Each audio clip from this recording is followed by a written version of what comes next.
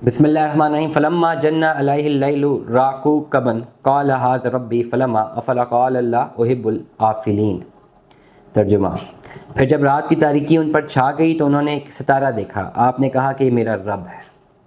سو جب وہ غروب ہو گیا تو کہا میں غروب ہونے والوں کو پسند نہیں کرتا۔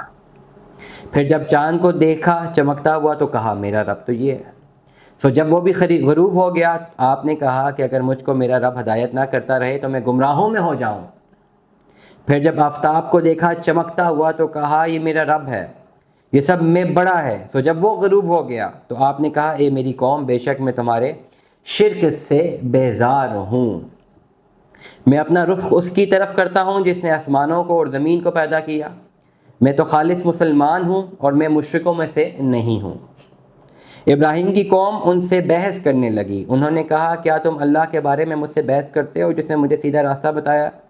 میں ان چیزوں سے نہیں ڈرتا جن کو تم نے شریک بنا لیا ہے، مگر میرا رب جو چاہے تو وہ ہر چیز کو اپنے علم میں گھیرے ہوئے ہے۔ کیا تم خیال نہیں کرتے؟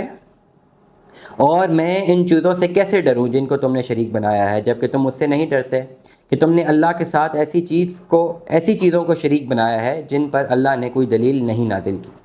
سو ان دو جماعتوں میں سے امن کا زیادہ مستحق کون ہے اگر تم خبر رکھتے ہو؟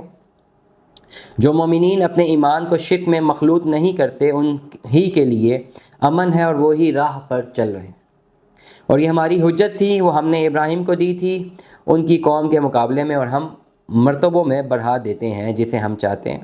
بے شک آپ کا رب بڑی حکمتوں والا اور بڑا علم والا ہے۔ اور ہم نے ابراہیم کو ایک بیٹا اسحاق دیا اور ایک پوتا یعقوب دیا، اور ہم نے ہر ایک کو ہدایت دی۔ اور ابراہیم سے پہلے زمانہ میں ہم نے نوح کو ہدایت دی تھی، اور ابراہیم کی اولاد میں سے داؤد کو، سلیمان کو، ایوب کو، یوسف کو، موسیٰ کو اور ہارون کو ہدایت دی تھی۔ اور ہم اسی طرح احسان کرنے والوں کو یہی صلہ دیا کرتے ہیں۔ اور ہم نے ذکر یحییٰ کو، عیسیٰ کو اور الیاس کو بھی یہی ہدایت دی تھی، یہ سب بڑے شائستہ اور نیک تھے۔ اور ہم نے اسماعیل کو، یسع کو، یونس کو اور لوط کو بھی ہدایت کی تھی، اور ہر ایک کو تمام جہان کے لوگوں پر فوقیت دی تھی۔ صدق اللہ العظیم۔ اللہ تعالیٰ ہمیں اس پر عمل کرنے کی توفیق عطا فرمائے۔